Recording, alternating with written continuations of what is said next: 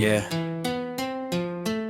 Para sa mga taong akala mo santo, pero sa likod ng ngiti may tinatagong multo. Sa harap ng tao, akala mo'y mabae, laging may Bible quote, akala mo'y matuwid. Pero kapag nakatalikod, paninira ang hilig. Puro salita ng Diyos pero ugali sa lungat at pilit. Mahilig manghusga, parang walang kasalanan. Kala mo malinis pero daming tinataguan. Nakataas ang noo, laging may sermon pero sariling pagkakamali ayaw aminin nun. Hoy banal-banalan, sinong niloloko mo?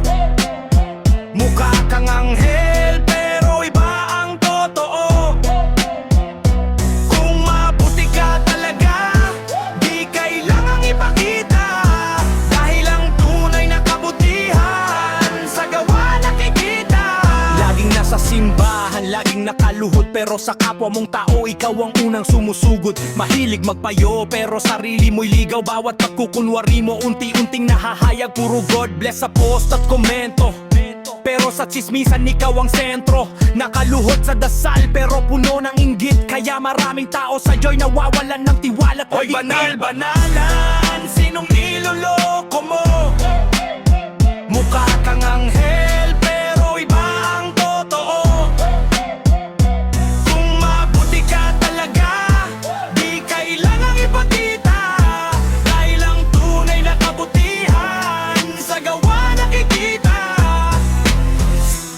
Hindi kailangan maging perpekto para igalang, pero wag mong gawing maskara ang kabanalan. Ang Diyos nakikita ang tunay mong pagkatao.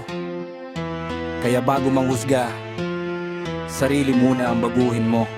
Sa tunay na mabuti, hindi maingay, tahimik, pero totoo.